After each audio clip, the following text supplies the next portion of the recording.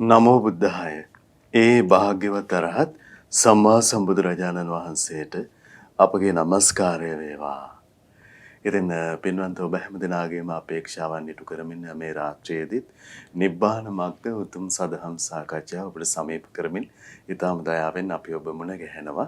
ඉතින් ඔබට මතකයි අපගේ ගෞරවනීය ස්වාමින්ද්‍රයන් වහන්සේ පංච උපාදාන ස්කන්ධය පිළිබඳව භාග්‍යවතුන් වහන්සේ වදාළ දහම් පරයයන් අපට පෙන්වා දෙමින් පංච උපාදාන ස්කන්ධය කවරේද, පංච උපාදාන ස්කන්ධය ආත්ම කොට ගැනීමෙන් සක්කාය දිට්ඨිය ඇති වෙන ආකාරය ආදි වශයෙන් දිගින් දිගටම අපිට ශ්‍රී සද්ධර්මයේ පහදා දෙන්නට යෙදුණා. ඉතින් අපිට අද දවසෙත් ගරුතර මහා සංඝරත්නයේ කරුණානුකම්පාවෙන් ඒ පිළිබඳව ඉගෙන ගන්න. නැතිනම් ස්වාමීන් වහන්සේ පෙර අවස්ථාවන්නේ සඳහන් කළ අයුරින් රූප උපාදාන ස්කන්ධය රූපය පිළිබඳව අද දවසේ විශේෂ කොට ඉගෙන ගන්නත් අවස්ථාවේ දේවි. ඉතින් අපි හැමදෙනාම අදත් අපට අනුකම්පාවෙන්ම උතුම් සදහම් සාකච්ඡා පිණිස වැඩම කොට වදාළ අපගේ ගෞරවනීය ස්වාමින්වයන් වහන්සේ දෙපා නැමද ආදර ගෞරවයෙන් පිළිගනිමු. ස්වාමීනි අපගේ নমස්කාරය වේවා. ඉතින් අපි විශේෂයෙන් සඳහන් කරන්නම් අද මේ උතුම් සදහම් පිළිසඳරේ සදැහැති දායකත්වයේ දරන සදහැවතුන් පිළිබඳව විශේෂයෙන්ම අසේනි දියණියට නිදුක් නිරෝගී සුවපත් භාවය සහ ඇයගේ ඉදිරි වැඩ කටයුතු රැකී ආරක්ෂා කටයුතු කරදර බාධාවකින් තොරව සාර්ථක කර ගැනීම සඳහා තුනුරුවන්ගේ ආශිර්වාදයේ පැතීම පිණිස එම දියණියට නිරතුරු උතුම් කලන මිතුරු ඇසුර ලැබීම පිණිසත් උතුම් චතුරාර්ය සත්‍ය ධර්මයේ අවබෝධ වීම පිණිස මේ සියලු පින් උපකාර වේවා කියන උදාර සිතුවිලි දරාගෙන සදැහැති දායකත්වයේ දරන්නේ ඉන්දිගොල්ල ගම්පහ යන ලිපිනේ පදිංචි පින්වත් අසේනි දියණිය විසින්. ඉතින් මේ හැමදෙනාමත් ඔබ හැමදෙනාමත් කැටුව අපි නිබ්බාන මග්ග උතුම් සදහම් සාකච්ඡාව ආරම්භ කරගන්න කාලය සූදානම් කරගන්නම්. ස්වාමීනි අපගේ নমස්කාරය වේවා. ස්වාමීන් උතුම් නිබ්බාන මග්ග සදහම් සාකච්ඡාව ආරම්භ කරන්න කාලය අපට අනුකම්පාවෙන් අපගේ පින්වත් ස්වාමින්ද්‍රයන් වහන්සේට ඒ පිණිස අනුශාසනාවන් වැටහෙවා. අවසරයි ස්වාමීනි. නමෝ බුද්ධාය. සියලු දෙනාටම තෙරුවන් සරණයි. නමෝ තස් භගවතු අරහතෝ සම්මා සම්බුද්දස්ස සාදු සාදු සාදු. පරම පූජනීය කල්යාණ මිත්‍ර ගුරු දේවෝත්තම පින්වත් ලොකු ස්වාමීන් වහන්සේට නිදුක් නිරෝගී සුවපත් භාවයේ චිරජීවනයේ සැලසීවා.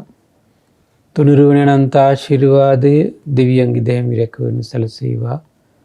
අප සියලු දෙනාගේම নমස්කාරය වේවා. සාදු සාදු සාදු. ශ්‍රද්ධාවන්ත වාසනාවන්ත පින්වත්නි, පින්වත් මහත්මයා, එහෙමයි ස්වාමීන්. අද දින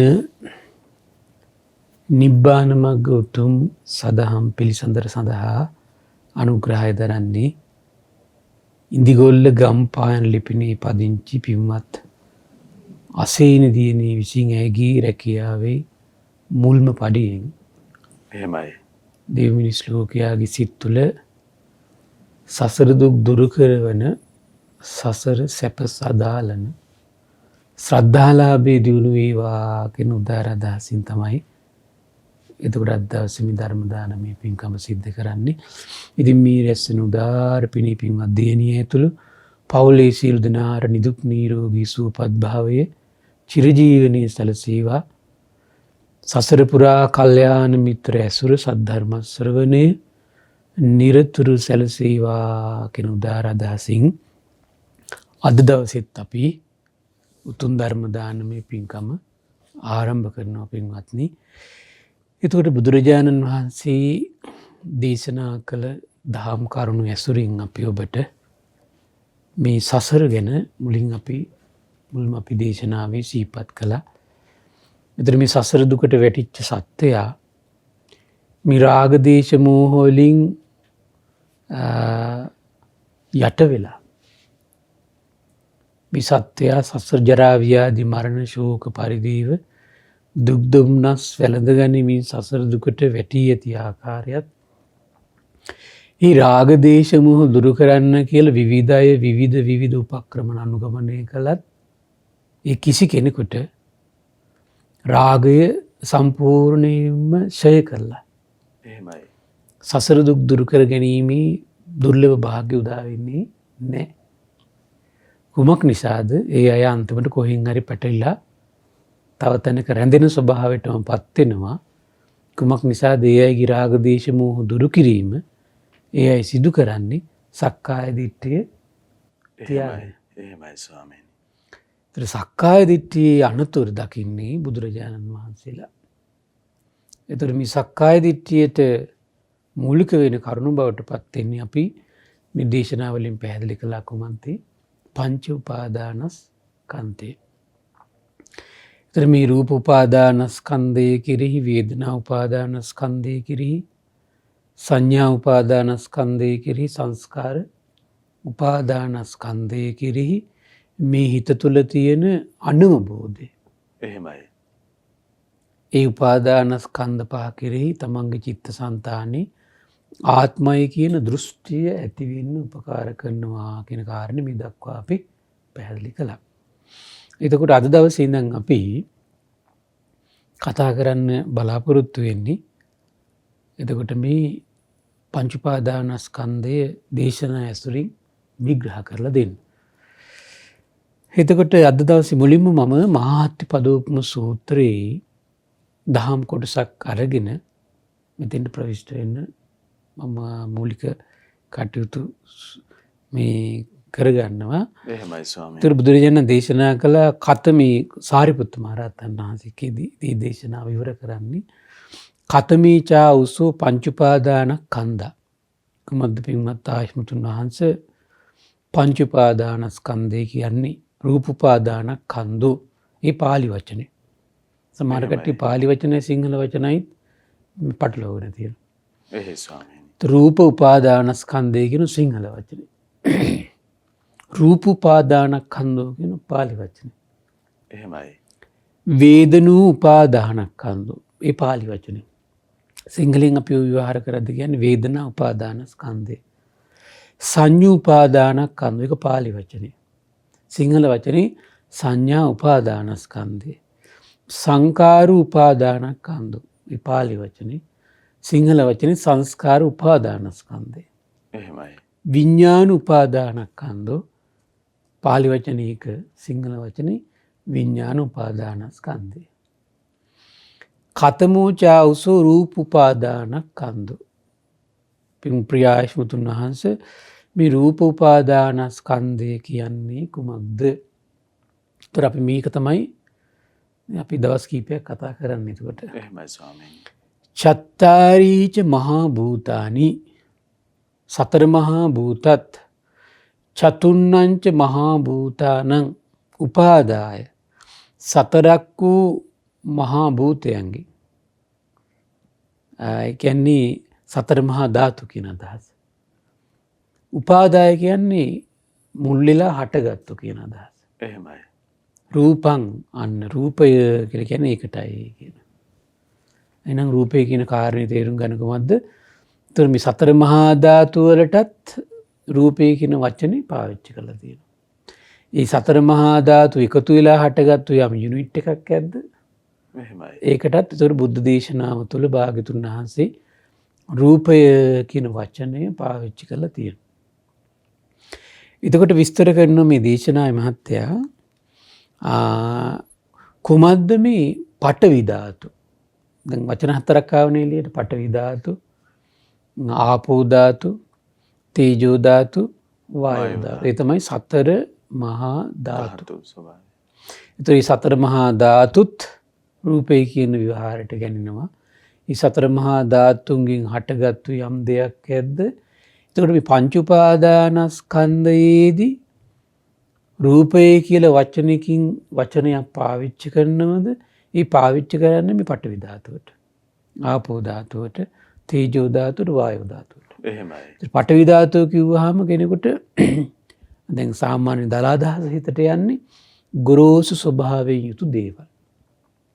ඒතර කෙනෙකුට හිතට යන්න පුළුවන් එතකොට එහෙනම් මේ ගස් කොළන්, පර්වත, දිය මේවා මේවත් එහෙනම් මේ පඨවි ධාතු එහෙනම් මේකත් රූප උපාදානස්කන්ධයට අයිතිද කියලා. එහෙමයි ස්වාමීනි. නෑ ඒ කොටස අයිති වෙන්නේ නෑ මේකට.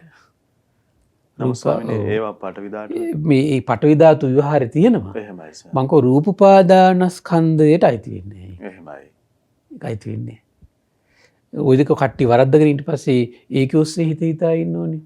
ස්වාමීනි ඒ රූප උපාදානස්කන්ධය කියලා කියන්නේ අපේ මනසෙන් අපි මේකකින් විස්තර කරනවා. අවසරයි ස්වාමී. ඔන්න පඨවි ධාතුව කියන්නේ මොකද්ද කියලා විස්තර කරනවා. එහෙමයි. මේ දේශනාවේ තව දේශනාවල ගොඩාක් තියෙනවා. කුමන්ත ප්‍රියාශුතුනි පොළවට පස්සෙලා යන දේවල්.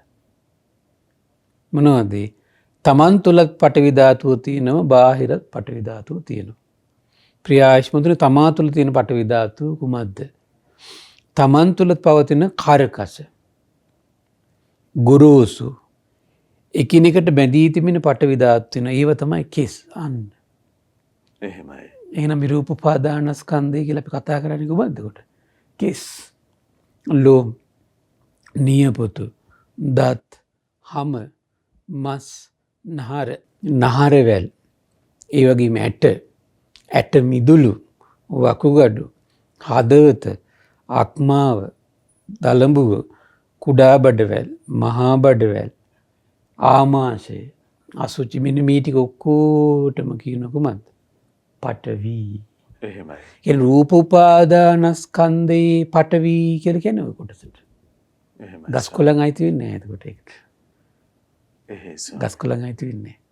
මොකද නැත්තම් ඔක හරියට දිශානතිය හොයාගත්තේ නැත්තම් රූප උපාදානස්කන්ධය ආදීනව සිහි කරන ගමන් කට්ටිය ගස් කොළන් වල අනිත් හිත හිතා ඉන්නේ. ඒකත් හිතුවට කමන්නේ. එහෙමයි. ඒක හිතන පරියායක් තියෙනවා. එහෙමයි. මම මේ කියන්නේ රූප උපාදානස්කන්ධය අනිත්‍ය සිහි කරද්දී අපි හසු කරගන්න හසු කරගන්න ඕන දෙයක් තියෙනවනේ. එහෙමයි. නැත්තම් ඔක විමසලා තියෙන හරිද නෙමෙයි එතකොට. එහෙමයි. ඉතින් මේ ගස් කොළන් වලත් මහ පොළොවේ තනිත් හිතන්න, ගොඩනැගිලි වලත් තනිත් හිතන්න. එහෙමයි. නමුත් ඒක රූප උපාදානස්කන්ධයට ඇතුළත් වෙනවා කියලා හිතන්න එපා. ඒක වැරදි. එහෙමයි. ඒක වැරදි. ඒක බුද්ධ දේශනාවේ තියෙන එකක් නෙමෙයි. හැබැයි ඒක උපමා කළා රූප උපාදානස්කන්ධය අනිත්‍ය මෙනෙහි කරන් උපමා කරපු අවස්ථා තියෙනවා. දැන් මේකෙත් තියෙනවා මේ දේශනාවෙත් තියෙනවා. එහෙමයි ස්වාමී.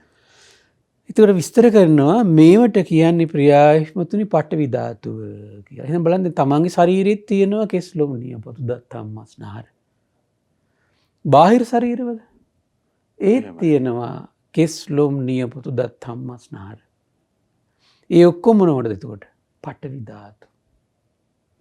දැන් අපි බලන්නේ මනස තුල අවිද්‍යාව නිසා දැන් අපේ ශරීරයේ තියෙන කෙස් ලොම් නියපොතු දත් වලට නම් අපි හිතන් ඉන්නවා මේක මම කියලා.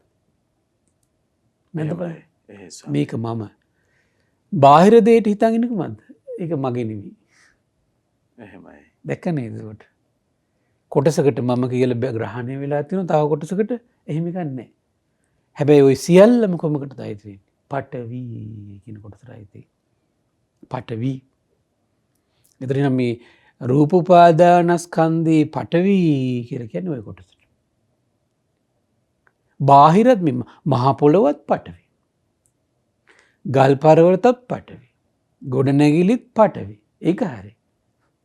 පඨවි. එහෙමයි. නමුත් රූප උපාදානස්කන්ධේ පඨවි කියලා කියන්නේ මේ කෙස් ලොම් නියපොතු දත් හම මස් නහර වලින් සකස් වෙච්ච මේ ශරීරයේ තියෙන කාර්කස ස්වභාවයෙන් යුතු ගොරෝසු ස්වභාවයෙන් යුතු යම් දේවල් ඇද්ද අන්න ඒකට කියනවා කොහොමද? පඨවි කියලා. ඒක හරියට තේරුම් ගන්න ඕන. එහෙනම් මේ රූප උපාදානස්කන්ධේ පඨවි කියන්නේ මේකයි කියලා. නැත්තම් වරද්ද ගත්තොත් එහෙම අපි ඊට පස්සේ ඊතර ඉඳලාම සම්පූර්ණ වරදිනවා යාට. එහෙමයි ස්වාමී. යෝනිසෝ මනසිකාරය දෙනකොට ඊට පස්සේ වරද්ද ගන්නවා ඊට පස්සේ. එහෙයි. ඔන්න එහෙනම් ඒ පඨවි කියන කොටස.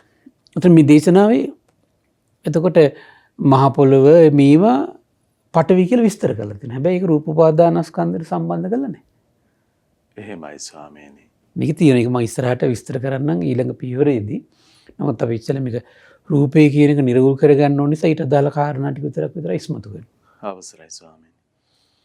එතකොට අපි රූප උපාදානස්කන්ධය ගැන රූප උපාදානස්කන්ධයේ ආදීනව සිහි කරද්දී අපි ඒක සිහි කරන විදිය දේශනා ඇසුරින් අපි විස්තර කරනවා.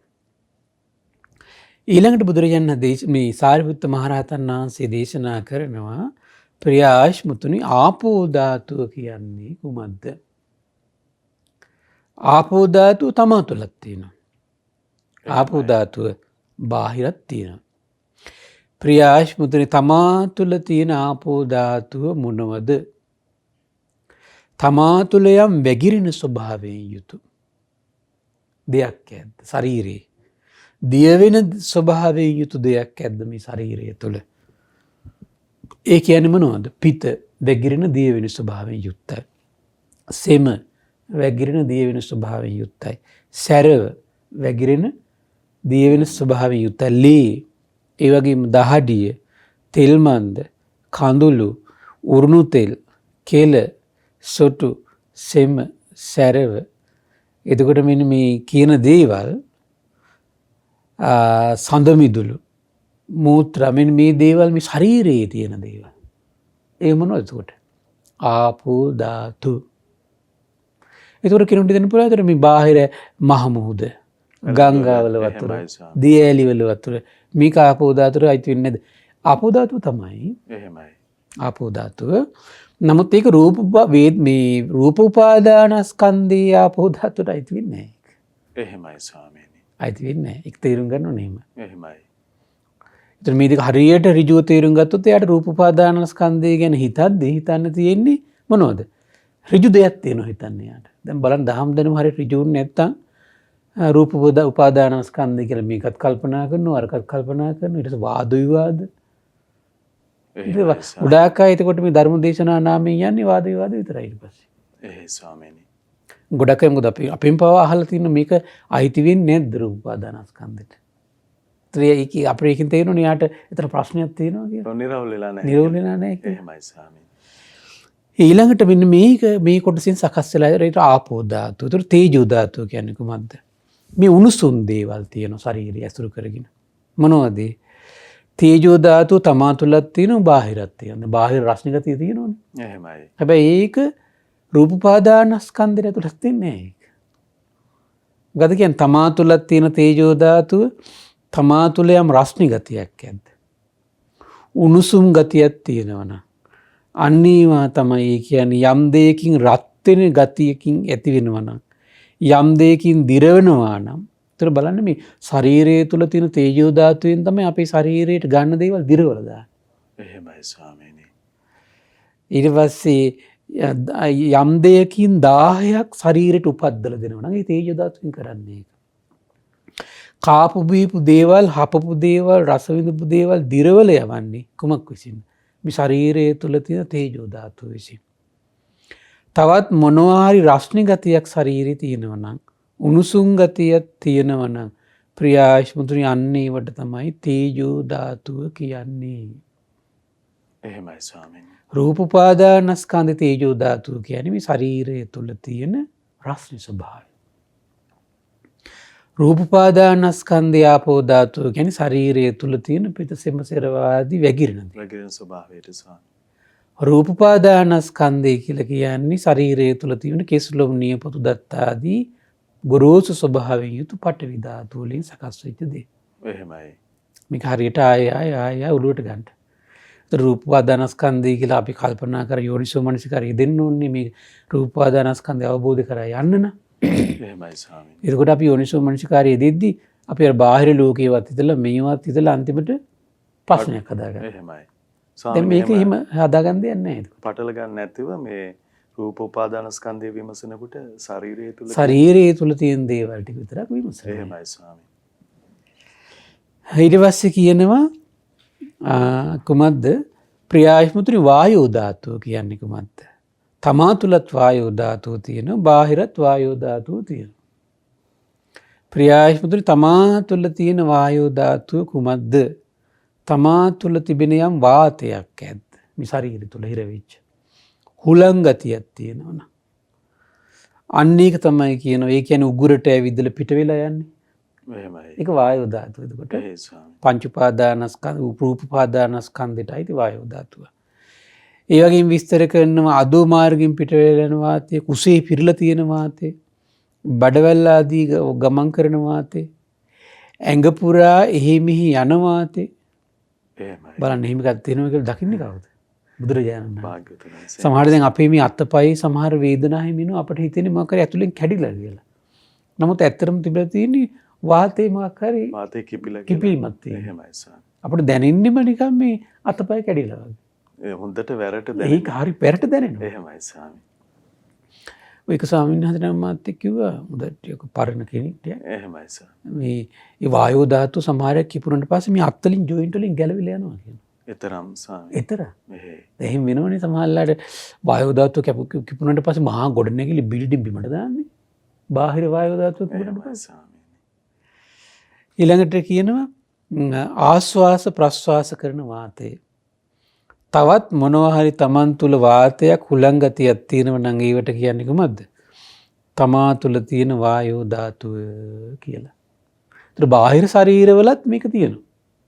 තමායයි සලකන ශරීරය තුලත් වායෝ ධාතුවක් ඇත්නම් බාහිරයයි සලකන ශරීරය තුලත් වායෝ ධාතුවක් ඇත්නම් මේ ඔක්කොම අයිති වෙන කොහොමද?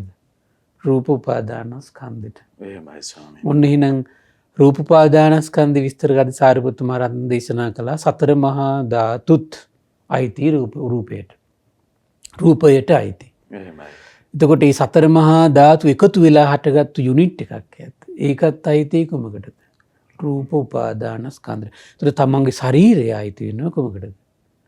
රූප උපාදානස්කන්ධෙට. එහෙමයි ස්වාමී. මේ වෙන්වීම වශයෙන් නෑ. ඒතර පඨවි ධාතු වෙන් වෙලා එහෙම නෑනේ. නෑ ස්වාමී. ඒතර බාහිර කෙනෙක්ගේ ශරීරය කොමකටද අයිති වෙන්නේ? රූප උපාදානස්කන්ධෙට අයිති. එහෙමයි ස්වාමීනි. එතකොට මේ වගේ කෙස්ලොම් නියපොතු දත් හම මස් නහර වලින් සකස් වෙච්ච පිත්තසෙම සැරවාදී ආස්වාස ප්‍රස්වාස ආදී තේජෝ ධාතුවෙන් සකස් වෙච්ච රූප අතීතයට ගිහිලා තියෙනවද නැද්ද? ඒකත් අයිති කුමක්ද? රූප උපාදානස්කන්ධෙට. එහෙමයි. ඒතර අනාගතේ එහෙම එකක් පතන්න පුළුවන්. ඒකත් උකට අයිති කුමක්ද? රූප උපාදානස්කන්ධෙට. එහෙමයි ස්වාමී. ඒතර බලන්න නම් අතීතයේදී ඒ වගේ දෙයක් තිබුණා නම් අපේ ශරීරය වගේ දෙයක් පතනවා නම් ඒකත් රූප උපාදානස්කන්ධෙට අයිති.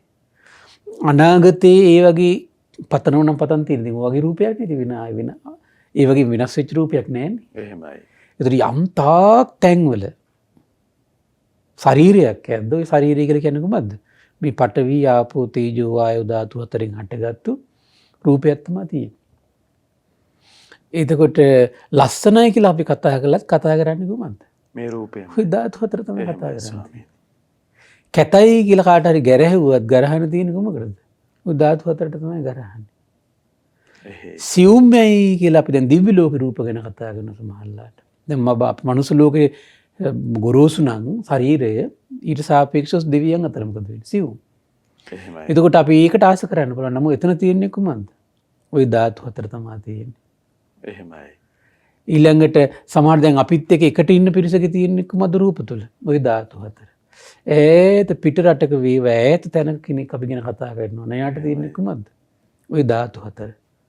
ඒතර රූපේ කතා කරන්න පුළුවන් ආකාර තැන් 11යි තියෙන්නේ. කොහොමද? එක්ක අතීතෙට නිරුද්ධ වෙච්ච ගියපු රූපයක්. එහෙමයි. අනාගතේ දෙයක් පතන්න පුළුවන්. හට ගන්න රූප. වර්තමානයේ දැන් අපිට මේ තියෙන රූපේ. එහෙමයි. ඒතර ඒව කාලත්‍රයට අයිති. ඒව කාල තුන් කාලේ තියෙන. ඒකත් රූප උපාදානස්කන්ධයට අයිති. ඊට පස්සේ තමායයි සලකලා මේ සතර මහා ධාතු හතරෙන් හටගත් රූපේ ගැන කතා කරන්න පුළුවන්. ඒකත් රූප උපාදානස්කන්ධයට අයිති. අයිති. රූපය කියලා කියන්නේ ඒතර ධාතු හතරෙන් හටගත්තු එක. එතකොට රූපස්කන්ධය කියලා කියන්නේ අතීතයට ගියපු මේ ධාතු හතරෙන් හටගත් රූපයක් ඇද්ද? අනාගතේ මේ ධාතු හතරෙන් හටගත් රූපයක් පතනවා නම් වර්තමානයේ දැන් මේ ධාතු හතරෙන් හටගත් රූපයක් තියෙනවා නම් ඒතර කීයද දැන්? 3යි. එහෙමයි ස්වාමීනි. ඊළඟට තමායයි මේ ධාතු හතරෙන් හටගත්තු එකක් ගැන කතා කරන්න පුළුවන් තමන්ගේ මගේ කියලා. එහෙමයි. සමහරලාට මේ ධාතු හතරෙන් හටගත්තු රූපයක් තියෙන හැබැයි ඒක බාහිර කියලා තමයි අපි කතා කරන්නේ. අපේ හිත පිළිගන්නේ ඒක බාහිර මේක අපේ. ඒකට තමයි කියන්නේ අජ්ජත්තම් වා බහිද්දම් වා. සමහරලාට අපි අපේ රූපෙට ගොරෝසුයි කියලා කතා කරනවා. තව රූපයකට සියුම් කියලා කතා කරනවා. සමහර දිවි ලෝක ගත්තොත් එහෙම සියුම් අපිට ඇස් දෙකට පේන්නේ නැති මට්ටමකට. එහෙමයි. එතකොට ඒව ඕලාරිකම් වා සුකුමම් වා. හීනම්වා ප්‍රනීතම්වා. සාමාන්‍යයෙන් ඒ කාලේ පාවිච්චි කරපු වචන දෙක හීන ප්‍රනීත. සමහරට අපිට අද ඉගෙන ගන්න බෑ සමහර ලස්සන ආබාධ මේ ආබාධ අඩු. එහෙමයි. එතකොට ඒවා මේ පනීත.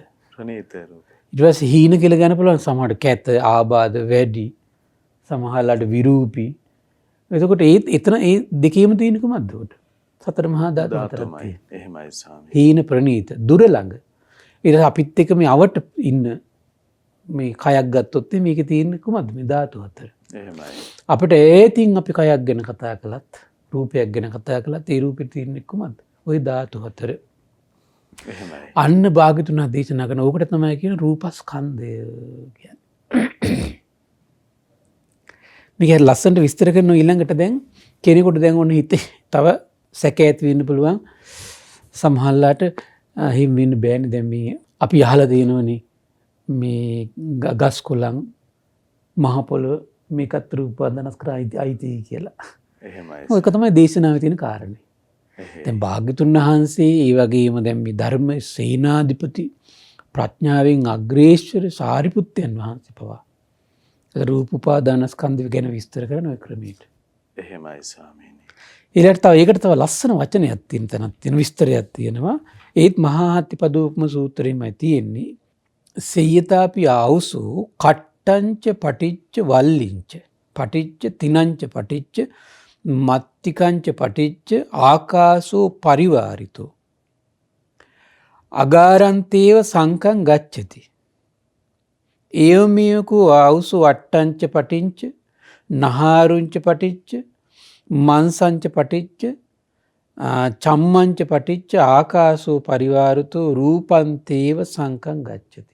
හරි ලස්සනයි මේක. මොකද්ද කියන්නේ? ප්‍රියාශ්මතුනි ලී දඬු එකතු කරලා ඒ වගේම වැල් එකතු කරලා තනකොළ එකතු කරලා අහුරගත්තු අවකාශයට තමයි කියන්නේ කොහොමද? ගෙය කියන වචන විවහාර කරනවා. එහෙමයි. බලන්න ඒක ඉස්මතු කරන් ලස්සන ගන්න උපමා. එහෙමයි ස්වාමී. ඒ වගේම ප්‍රියාශ්මතුනි ඇට එකතු වෙලා නහර වැල් එකතු වෙලා මස් එකතු වෙලා හම එකතු වෙලා ඇහිරිච්ච යම් අවකාශයක් තියෙද ඒකට තමයි කියනකද රූපය කියන්නේ ඒකටයි කියනවා. මොන තවත් පැහැදිලි නැත්නම් තවත් පැහැදිලි කරන්න. එහෙමයි ස්වාමීනි. එහෙනම් මෙන්න මේ රූපාදානස්කන්ධ විස්තර කරගෙන ඉද්දි සාරිපුත්ත මහ රහතන් වහන්සේ උපමාව ගන්නවා. එහෙනම් රූපය කියන්නේ ඕකටයි කියන කොහොමද? එතකොට මේ කෙස්ලොම් නියපොතු දත් හම මස් නහර ආදී පඨවි ධාතුවෙන් පිරිවැරුණු පිතසෙම සැරවාදී ආපෝ ධාතුවෙන් පිරී ගිය ඒ වගේම උණුසුම් ස්වභාවයෙන් යුතු ශරීරය තුල හිර වෙලා පවතින තේජෝ ධාතුවෙන් පිරිවැරුණු ඒ වගේම ආස්වාස ප්‍රස්වාස ආදී ශරීරය තුල හිර වෙලා තියෙන වායෝ ධාතුවෙන් යුතු එහෙමයි. මේවා සියල්ලකින් එකතු වෙලා මේ අවකාශ ඉඩක් අරගෙන තියෙනවනේ. අතර අපි අවකාශ ඉඩක් අරගෙන තියෙනවනේ මේ දැන්. එහෙයි ස්වාමීනි. අන්නේ ගත් එකට කියන කොහමද? රූපය කියලා. ඒතර රූපය කියලා කියන නිර්වචනේ වචනේ හරියට අල්ලගන්න. දැන් රූපය ගැන අනිත්‍ය වශයෙන් සිහි කරද්දී එහෙනම් මතක් වෙනවනේ කොහමද? ගස් කොළන් යාන වාහන නෙමෙයි. එහෙමයි ස්වාමීනි. රූප උපාදානස්කන්ධේ රූපය අනිත්‍ය වශයෙන් සිහි කර ඉන්නවනම් ඔබට සිහියට නැගින්න ඕන කොහමද? තමන්ගේ රූපේ. එහෙමයි. තමන්ගේ රූපේ. අර වටපිටාවෙන් තමන්ගේ රූපය වෙන් කරලා හරියට. ඒවට කියන වචනයක් තියෙන මහත්තයා. එහෙමයි. බාහිර ආයතන. එහෙයි. එතකොට දැන් අපි S2කට පේන මේ ලෝකෙ තියෙන එතකොට ඒවට පොදුයි පාවිච්චි කරන වචනයක් තමයි බාහිර ආයතන. එහෙමයි. බාහිර ආයතන 6ක් තියෙනවනේ. මේ රූප, ශබ්ද, ගන්ධ, රස, පහස මේ අරමුණු කියලා. එහෙමයි. එතකොට ඒකි රූප වලට ඔය ඔක්කොම ඇතුළත් වෙනවා. එහෙමයි. ඒවට කියන්නේ බාහිර ආයතන කියලා.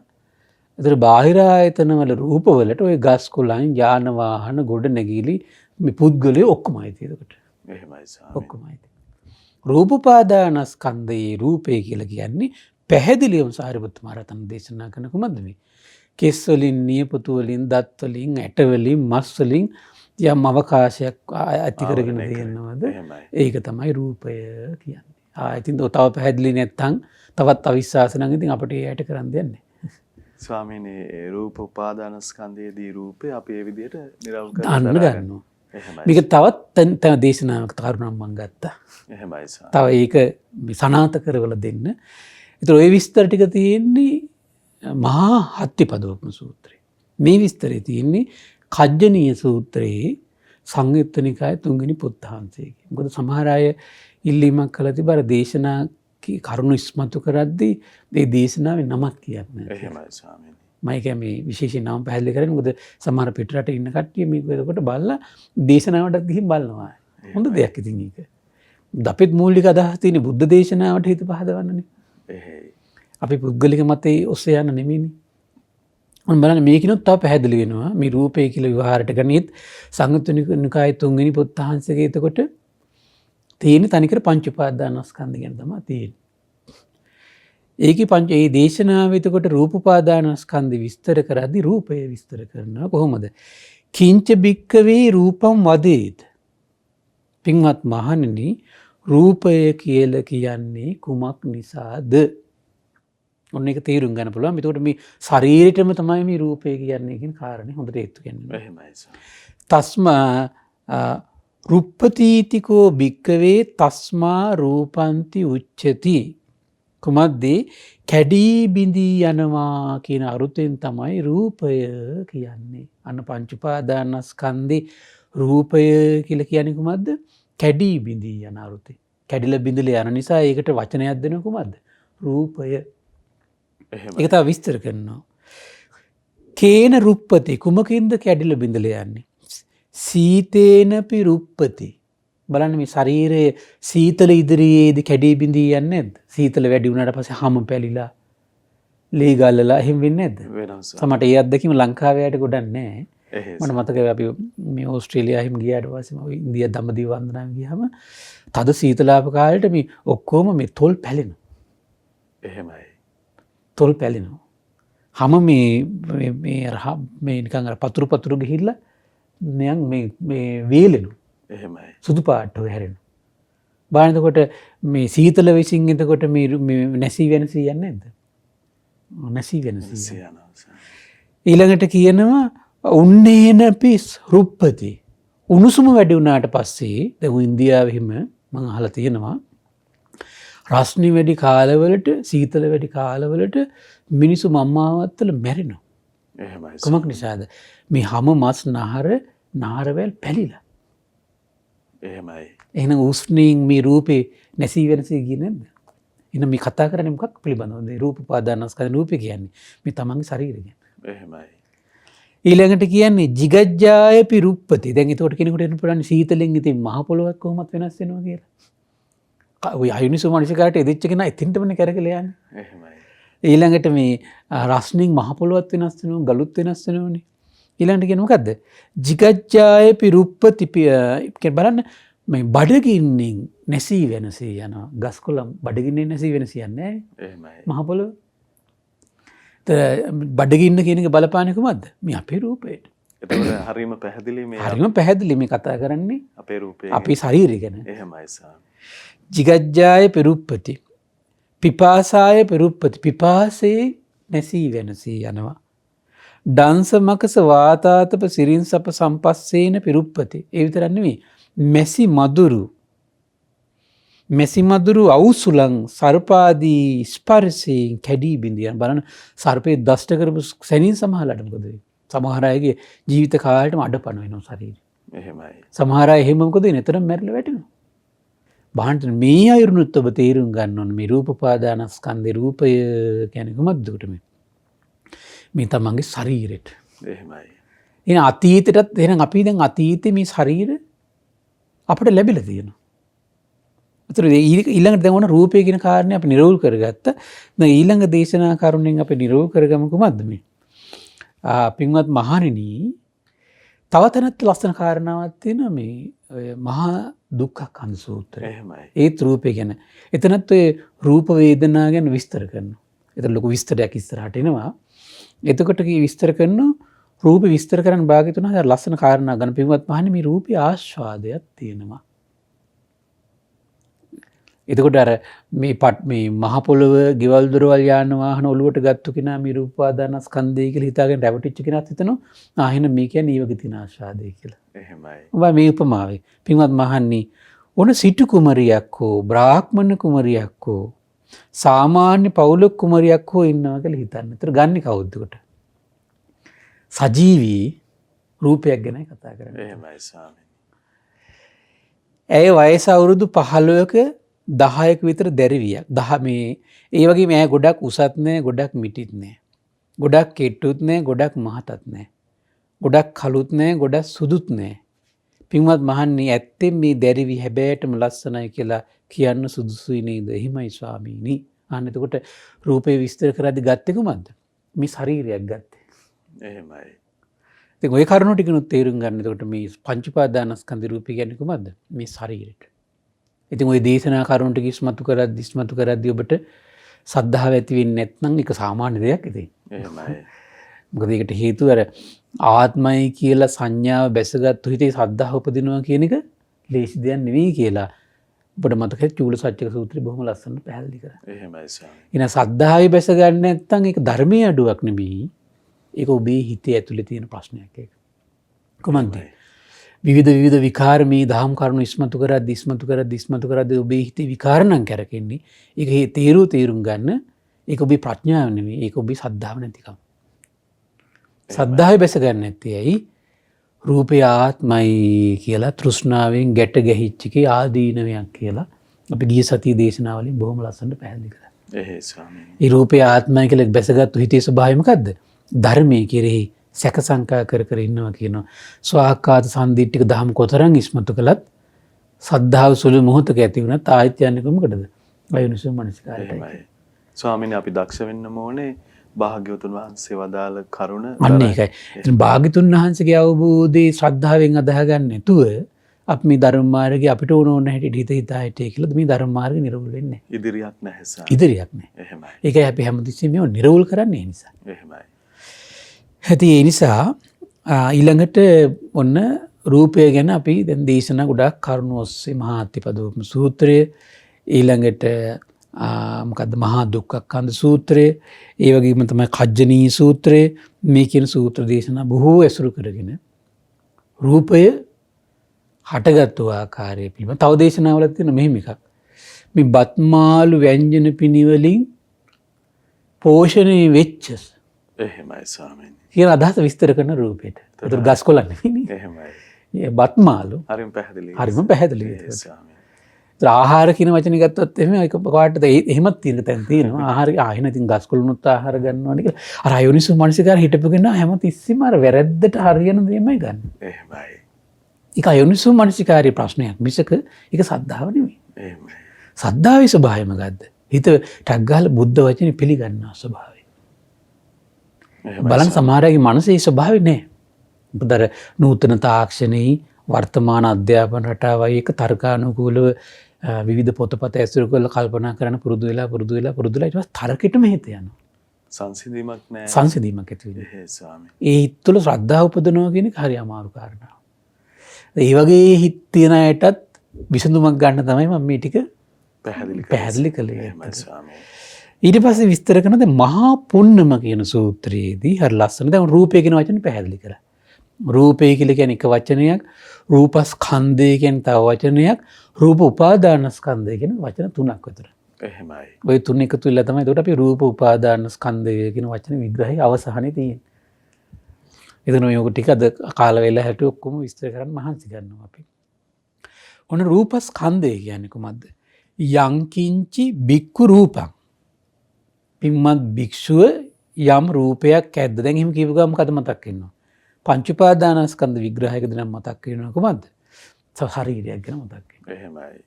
යංකින්චි බික්කු රූපං. යම් රූපයක් ඇද්ද? ආයෙ මම සිහිපත් කරනවා. එතකොට මේ කෙස් ලොම් නියපොතු දත් වලින් සකස් වෙච්ච පිටසෙම සැරව ආදී පිරුණු මේ රූපය කොහොමද? අතීත අනාගත පච්චුප්පන්න. ඒක අතීතයට ඒක ගිහිල්ලා තියෙනවා. එහෙමයි.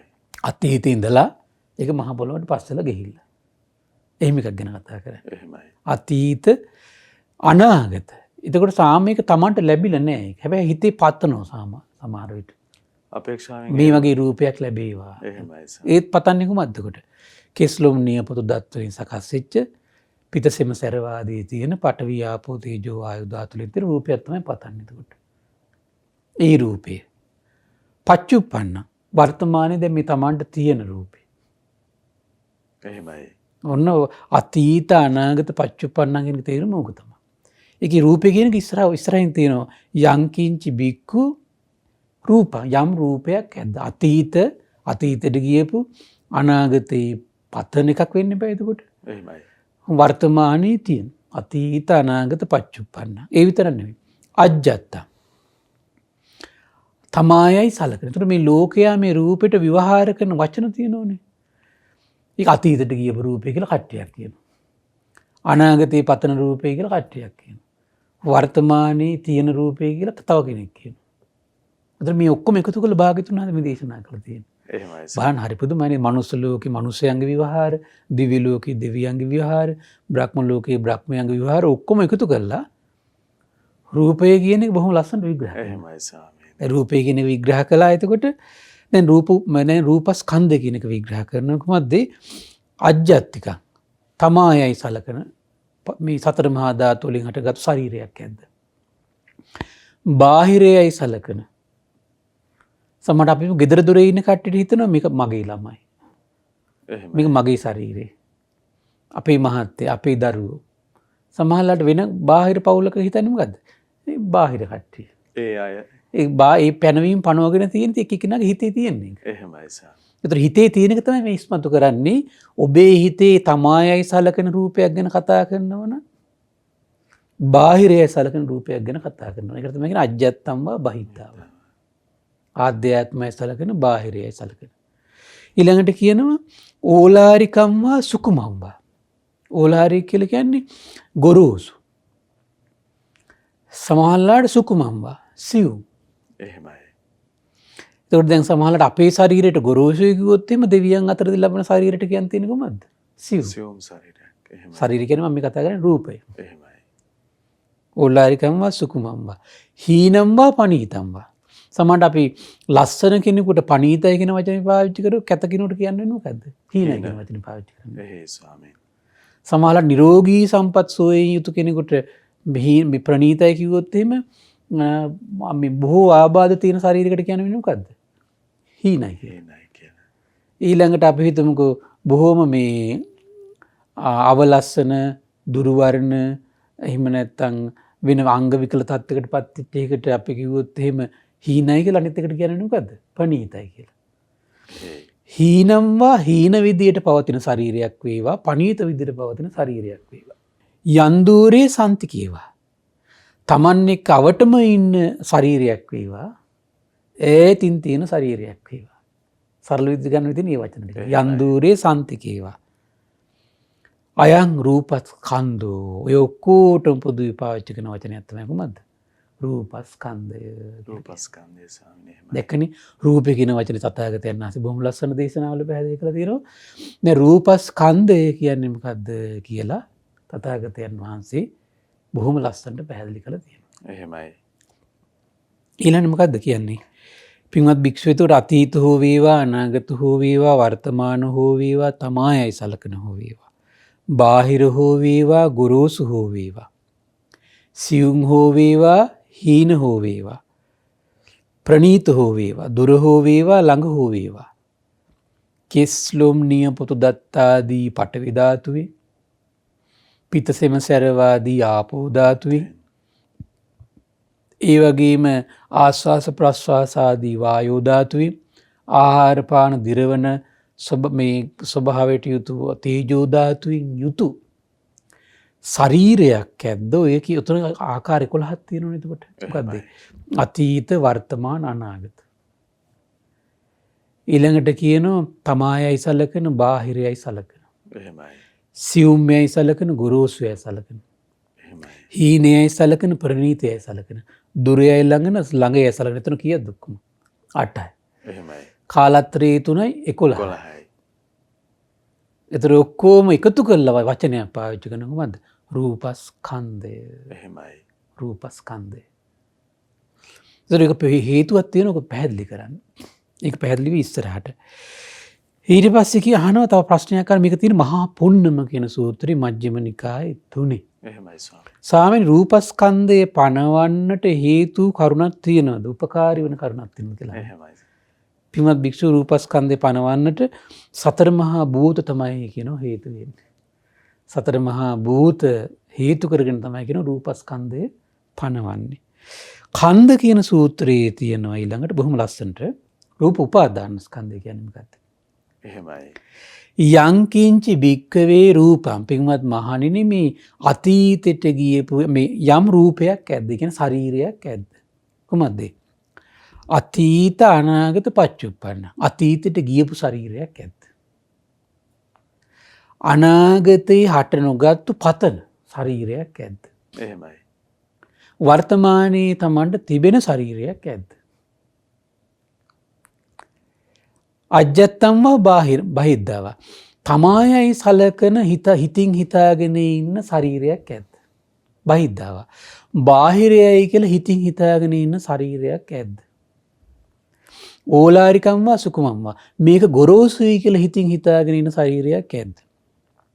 එහෙමයි. සියුම්යයි කියලා හිතින් හිතාගෙන ඉන්න ශරීරයක් ඇද්ද? ඊළඟට හීනම්වා පනීතම්වා. හීනයයි කැතයයි කියලා මොකක් හරි පනවගත්තු හිතින් පනවගත්තු යම් ශරීරයක් ඇද්ද? පනීතං ලස්සනයි කියලා එක්ක හිතින් හිතාගත්තු පනවගත්තු ශරීරයක් ඇද්ද? එහෙමයි. යන්දූරේ සන්තිකේවා. තමන් එක ගැවසෙන ළඟ ඉන්න ශරීරයක් පනවගත්තු එකක් ඇද්ද? දූරේ මේ ඈතින් තියෙනවා කියලා හිතින් හිතාගත්තු යම් ශරීරයක් ඇද්ද? අන්න කියනවා යන්දූරේ සන්තික සාසව ආශ්‍රව සහිතව උපාදානීය තමන්ගේ චිත්තසංතානයේ හටගත්තු යම් බන්ධනයක් ඇද්ද? අයං උච්චති රූප උපාදානස්කන්ධෝ. ඒකට තමයි කියන්නේ මොකද්ද? රූප උපාදානස්කන්ධය. එහෙමයි. මොන මෙච්චර කියද්දි ඉතින් පැහැදිලි වෙන්නේ නැත්නම් කරන්න දෙයක් නැහැ. එහෙනම් රූපය පැහැදිලි කළා සතර මහා ධාතු හතරෙන් හටගත්තු මේ ශරීරෙට.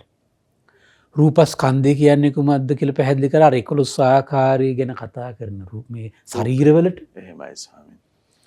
ඊට රූප උපාදානස්කන්ධය කියන්නේ මොකක්ද? ඇත්තට මේ 11 ආකාරයේ පිහිටි යම් ශරීරයක් කෙරෙහි තමන්ගේ චිත්තසංතානයේ ආශ්‍රව සහිතව හටගත්තු යම් බන්ධනයක් ඇද්ද? උපාදානයක් ඇද්ද?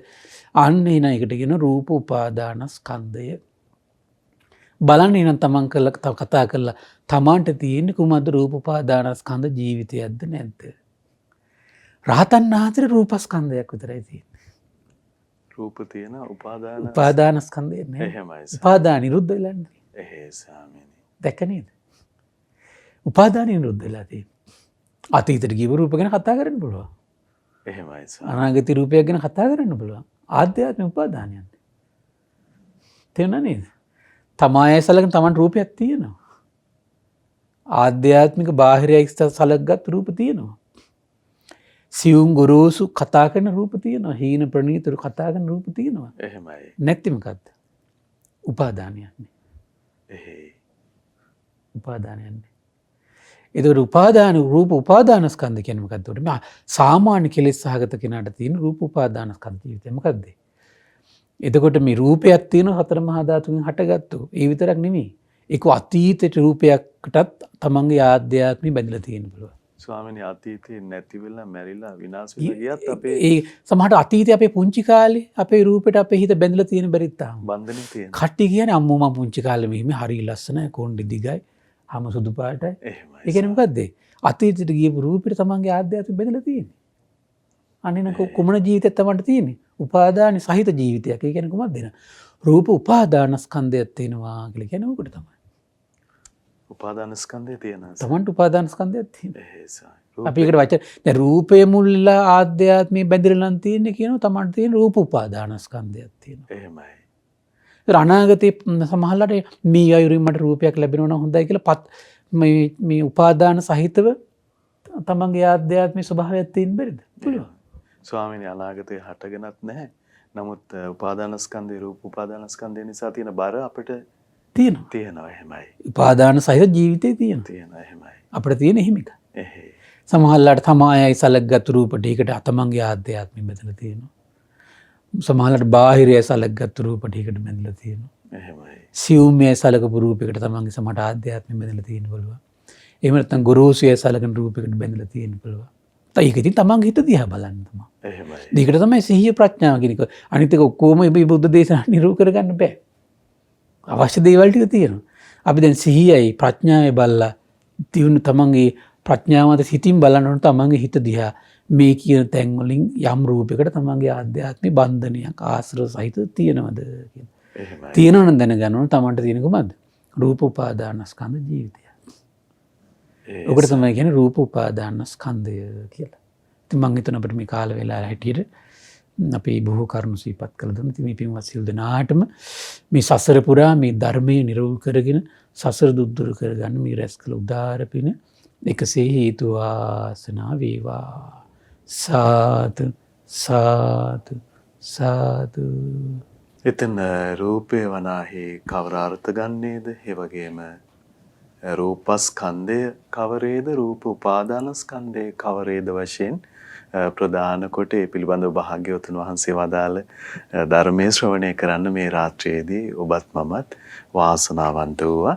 ඉතින් භාග්‍යවතුන් වහන්සේගේ උතුම් කල්යාණ මිත්‍රයන් වහන්සේලා සෙවණේ අපට ධර්මයේ දායාද වන්නේ. අපි ගරුතර මහා සංඝරත්නයේ සමා කොටගෙන වන්දනමාන කරමු. ස්වාමීනි අපගේ নমස්කාරය වේවා. ස්වාමීනි අපට අනුකම්පාවෙන් පුණ්‍යානුමෝදනාවත් සිදු කරන සේක්වා. අවසරයි ස්වාමීනි. පින්වත්නි අද දින නිබ්බාන මඟ උතුම් සදහම් පිළිසඳර සඳහා අනුග්‍රහය දරන්නේ ඉදිගොල්ල ගම්පහන් ලිපිනේ පදි පින්වත් අසේනී පින්බර දියණිය විසින් තමන්ගේ රැකියාවේ මුල්ම වැටුමින් තමයි මේ දෙව්මිනිස් ලෝකයාටම බුදුරජාණන් වහන්සේගේ මේ පිරිසිදු නිමල දහම විවර වේවා ශ්‍රද්ධාලාභ උපදීවා කියන උදාර අදහසින් මේ පින රැස් කරගන්නේ. ඉතින් මේ රැස් වන උදාර පින ගටිකාර බ්‍රහ්මරාජයා සාම්පති සනන් කුමාර බ්‍රහ්මරාජයා සක් දෙවිඳුන් විරෝධ විරූපාක්ෂ වෛශ්‍රවණ දතරා සතරවරන් රජදරුවන් සෙම්පත් දෙවිවරුන්ට මේ පින් අනුමෝදන් වේවා. ශ්‍රී මහා බෝරජාණන් වහන්සේලා ධාතුන් වහන්සේලා සුරකින සියලු දෙවිවරුන්ට මේ පින් අනුමෝදන් වේවා. ප්‍රදේශ භාර පළාත් භාර ලෝකපාලක සියලු දෙව් බමුණුන්ට සෙම්පත් දෙවිවරුන්ට සුමන සමන් දිව්‍ය රාජ්‍ය ආලවක දෙවියන් ජනවසම දෙවියන්ට මේ පින් අනුමෝදන් වේවා. ආයුෂයෙන් වර්ණයෙන් සැපයෙන් බලයෙන් වැඩේවා. දෙවියන්ගේ දෙහිමි රැකවරණේ පරම පූජනීය ගුරු දේවයන් වහන්සේට මහා සංඝරුවනට සදහවත් ගී පිරිසට සලසා දෙත්වා බාහිර කරදර බාධා දුරු කරත්වා දෙවියෝද උතුම් ධර්මය අවබෝධ කරත්වා. ඒ වගේම රැස්වුණු උදාර පින ගුරු දේවයන් වහන්සේටත් මහා සංඝරත්නයට ඒ වගේම රැස් කළ උදාර පින ශ්‍රද්ධා මාධ්‍යාලය අනුශාසක කළුදෙණී සුබෝධි ස්වාමීන් වහන්සේට ශ්‍රද්ධා මාධ්‍යාලය වෙනුවෙන් කැප වෙන මහා සංඝරත්නයට මේ පින් අනුමෝදන් වේවා. ඒ වගේම උපාසක දරුවන්ට අනගාരിക මෑණිවරුන්ට මේ පින් අනුමෝදන් වේවා. නිදුක් වේවා නිරෝගී වේවා සුවපත් වේවා. කරගෙන යන ශාසනික කටයුතු සුවසේ කරන්නට තුනුරුවනේ අනන්ත ආශිර්වාදේ දෙවියන්ගේ දැහැමි රැකවරණ සැලසේවා. ධර්මය අවබෝධ කරන්න වාසනාව උදා වේවා.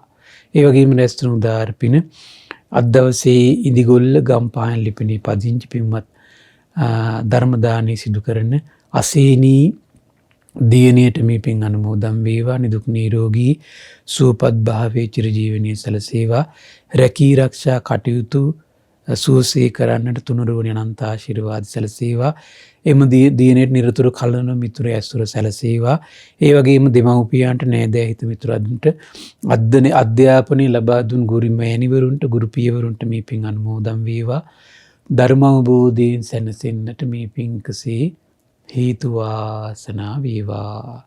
ඒ වගේම රැස්වුණු උදාර පින ඒ දියණිය නමින් මිය පරලොව ගිය සියලු ඥාතීන්ට පරලොව සැපේ පිණිස මේ පින් එකසේ හේතු වාසනා වේවා.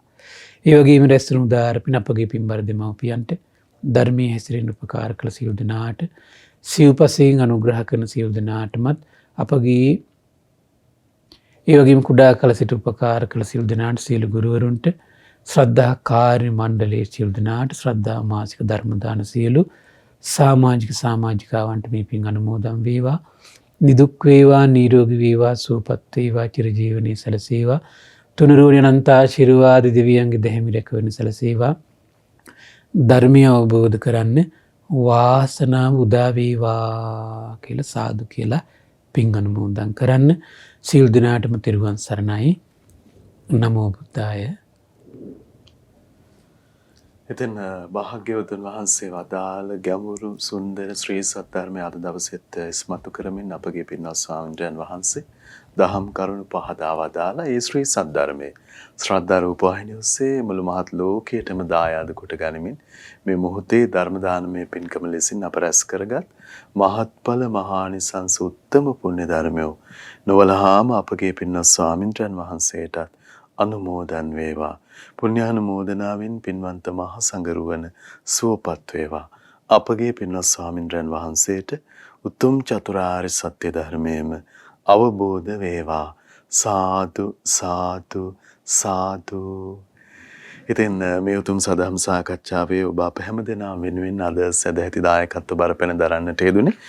විශේෂයෙන් අශේනි දියණියට නිදුක් නිරෝගී සුවපත් භාවය, ඒ වගේම ඇයගේ ඉදිරි වැඩ කටයුතු, රැකී ආරක්ෂා කටයුතු කරදර බාධාවකින් තොරව සාර්ථක කර ගැනීම සඳහා තුනුරුවනේ අනන්ත ආශිර්වාදයේ පැතීම, ඒ වගේම එම පින්වන්ත දියණියට නිරතුරු උතුම් කලන මිතුරු ඇසුර වාසනාවන්ත වී උතුම් චතුරාර්ය සත්‍ය ධර්මයේම අවබෝධ වේවා කියන පැතුම් දරාගෙන ඉන්දිගොල්ල ගම්පහ යන ලිපිනේ පදිංචි පින්වත් අසේනි දියණිය විසින් සදැහැති දායකත්වයේ දරන්නට යෙදුණා. ඉතින් මේ පින්වන්ත හැමදෙනාමත් පින ඇති ඔබ හැමදෙනාමත් අපි තාම දයාවෙන් සිහිපත් කරගන්නවා. පින්වන්ත ඔබටත් අපි ආරාධනා කරනවා මේ උතුම් සදහම් සාකච්ඡාව ලෝකේ පුරා දායාද කොටගෙන දුර්ලභ ධර්ම දානමය පින්කම සිදු කරගන්න ඔබට වීරිය ධෛර්යය පහළ වේවා කියලා තොරතුරු විමසන්න පුළුවන් 071 232 88 87 දුරකථන මාර්ගය ඔස්සේ. ඉතින් භාග්‍යවතුන් වහන්සේ වදාළ උදාර ශ්‍රී සද්ධර්මයෙන් සියලු සිත් සැදේවා කියලා අපි ප්‍රාර්ථනා කරනවා. මහා සංඝරත්නයේ ආශිර්වාදයෙන් අපි නැවත ඔබ මුණ ගැහෙන්නම්. හැම දිනාටම සම්මා සම්බුදු සරණයි. නමෝ බුද්ධාය.